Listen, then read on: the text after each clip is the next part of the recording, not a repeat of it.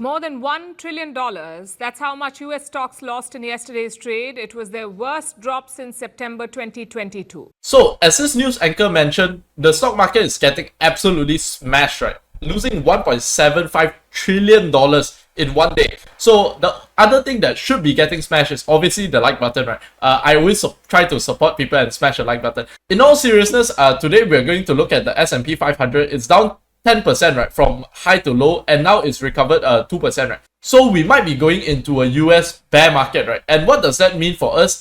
Today I'm going to explore some ways that we can take advantage of that, as well as make ourselves rich of this opportunity, right? So first of all, notice how I talked about the stock market crash, right? If you're prepared for a stock market crash, it's not a crash, right? It's an opportunity. In fact, it could be an opportunity of a lifetime for the people who are younger, right? So you can see from the 2009 lows, it's actually just been quite a smooth ride up, right? Obviously, there was this COVID dump and also this 2022 tech sell-off, right? So these are two sell-offs that if you bought, you would have made incredible amounts of money, right? And I'm not just talking about the indexes, right? I'm talking about like individual stocks like Palantir going up 10, 20x in a matter of 2-3 years, right? So in this video, I'm going to talk a bit about how you can take advantage of a stock market crash and make yourself rich, right? Because at the end of the day, I think that's what we are all trying to do with the stock market, right? So actually, this video won't focus on what specific stocks to buy, but there is a very, very good framework here, right? And I think the frameworks are more important than the stock ticker, right? Obviously, if I give you Bitcoin in like 2008, okay, I'd rather have the ticker, right? Give me the ticker, right? Because if I had Bitcoin in 2008, I don't need to worry about anything else, right? Just dump all my money into Bitcoin, right? But having said that, I think having a framework is very important for your life, right? To understand what you're doing instead of blindly getting rich, right? Even if you someone give you a magical ticker, say, hold on to this forever, right? You buy Bitcoin and it goes up, I don't know how many million percent it's up, but basically, even if that happens, right, you do not become a better person. You do not understand better. You're not smarter, right? And that leaves you vulnerable to scams, people cheating your money, friends and family, you know, taking advantage of you and stuff like that, right? So let's start with the first point of this presentation, right? Which is basically that you have to take care of your personal balance sheet, right? So make sure your financial and emotional life is in a good place.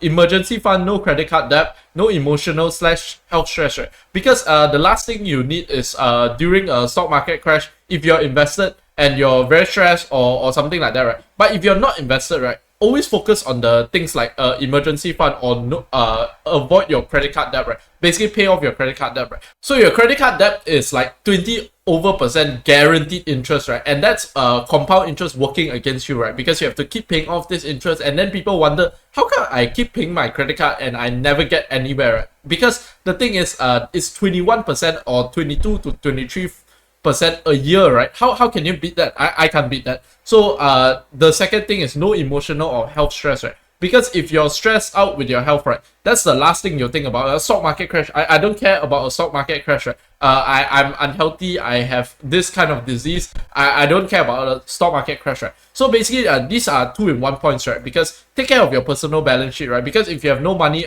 during a stock market crash, you still can't do anything, right? And if your life is not in a good place during a stock market crash, or even this is life advice in general, right? If your life is not in a good place, you cannot seek opportunity, right? So that's what I'm trying to get across.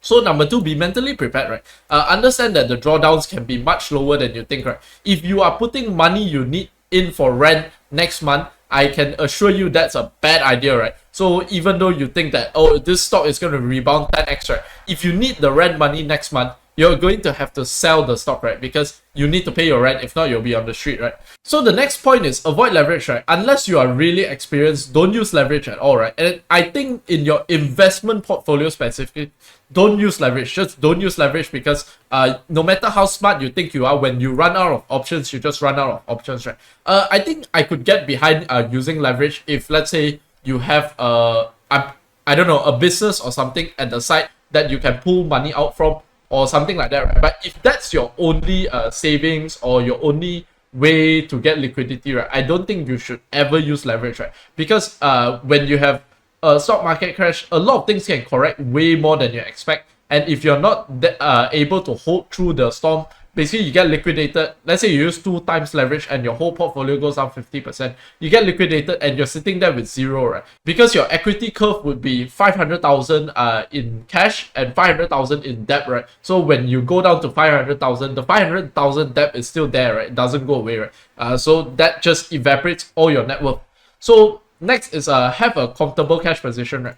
Because a lot of people think, oh, I have 5% cash, this is comfortable. But 5% is not a comfortable cash position unless you have recurring income that is substantial versus your portfolio, right? So I think one focus that people always have is like, oh, I have cash, but how much is the cash relative to your portfolio, right? Because if your portfolio is, let's say, $100 million and you have 1 million in cash, even though 1 million in cash sounds like a very big number compared to your total portfolio, when you have a market crash, it's nothing, right? Because you maybe, let's say you go down 50%, you lose 50 million and you have $1 million to deploy.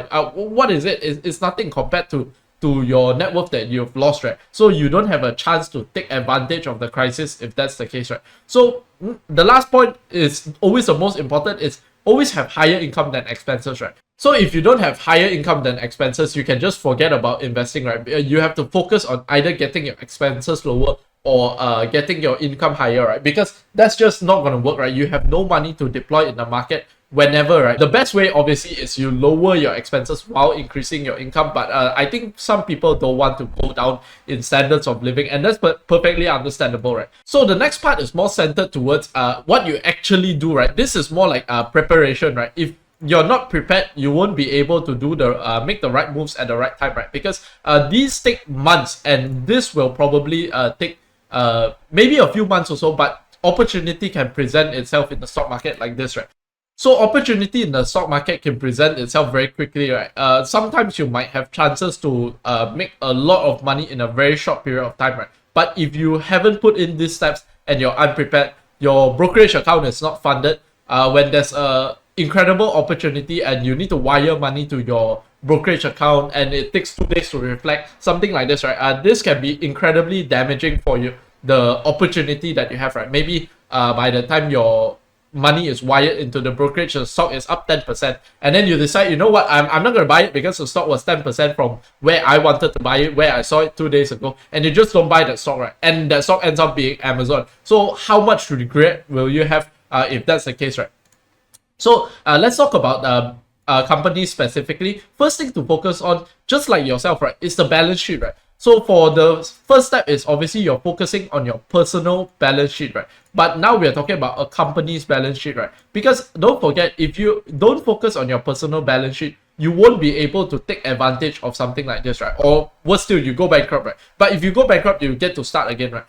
If you don't focus on a company's balance sheet, obviously you also have to start again, but this time without all your money, right? Because obviously if a company goes bankrupt, your equity value is probably going to be zero, right? So next, we're gonna want to buy things that go from fairly valued to undervalued, right? And this is an example that I want to pull out. That is a stock that I have in my portfolio versus a stock that probably most people have in their stock portfolio, right? So I'm a stock picker, so I have this stock called Evolution AB. And full disclosure, I've not done well since I bought this stock, right? I think I bought it around 15 times earnings, so I'm down about 25 to 30% on my position after accounting for the dividend.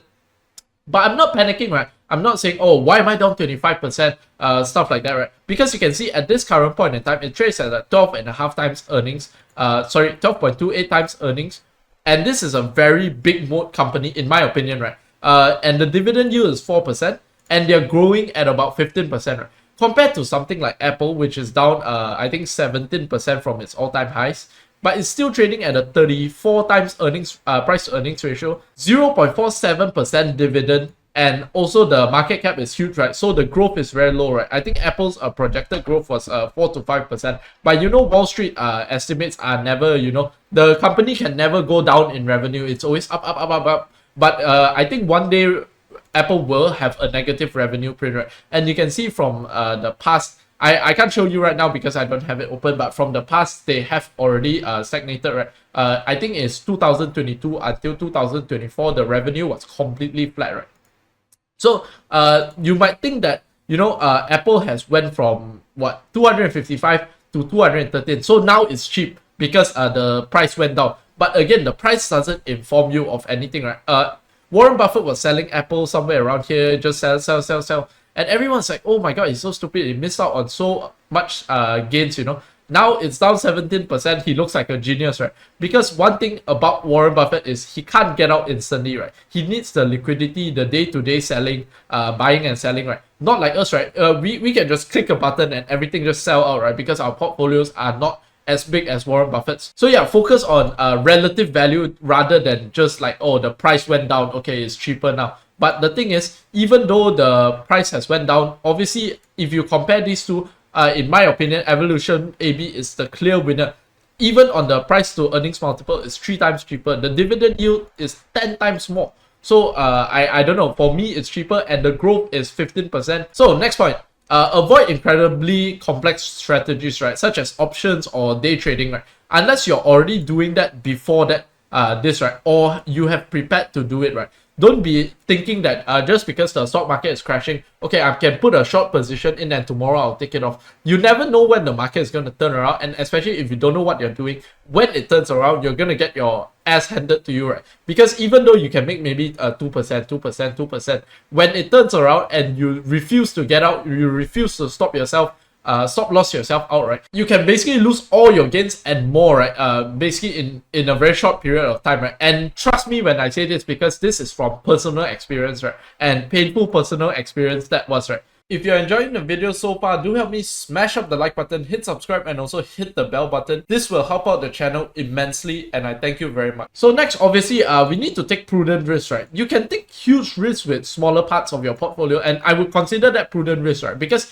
if you buy, let's say, at the market bottom or something like that, let's say the stock market has corrected 50%, and you buy options with 5% of your portfolio, I wouldn't consider that imprudent risk, right? But if you say something imprudent would be like, let's say the stock market is down 10%, you go 100% of your portfolio into options, which in 2021 and 2022, a lot of people did this, right? And even 2020, right? A lot of people did this, right? So that would be very, very imprudent, right? Because position sizing is as important, if not more important, than whether you get things right? If you get things wrong, but you only put 1% inside, 1% goes to 0, it's nothing, right? But when you get things just like 50% right, and you put 20% of your portfolio inside, and you have a 50% gain, so compared to the 1% that you lost, it's nothing, because 20% and then you go up 50%, your portfolio has gained 10%, right? So the last two things is focus on your highest conviction names. And it's also okay if you have a life, right? Not everyone's like me looking at stocks all day. If you have a life and you have a job, maybe you're a doctor, it's okay to have a life. Just DCA into an index or get a financial advisor or something like that, right? And the last thing is realize things that will get better, right? Because obviously, if you think that the stock market crash will continue indefinitely, that's how most people think, because they see that things can only go that one direction. But I can guarantee you the stock market is not going to 0, because there are businesses and there are fundamentals behind it, right? How low can it go? Maybe the multiple will go lower. Maybe it'll go to 10. This one we cannot predict, but we have to realize that the fundamental assumption is the earnings of the company is important to us, not the price. The earnings is how we are informed of what to do. If you don't have this fundamental assumption, then you just assume that the price is the most important thing. Obviously, when the price is going down, you'll feel extremely depressed and extremely sad, right? And the price is going up, you feel extremely happy, right? But all the while, you don't have any idea what's happening. Yeah, so that's about all I wanted to share today. If you did enjoy the video, do help me smash up the like button, hit subscribe, and also hit the bell button. With that being said, have a fantastic day ahead, and peace out.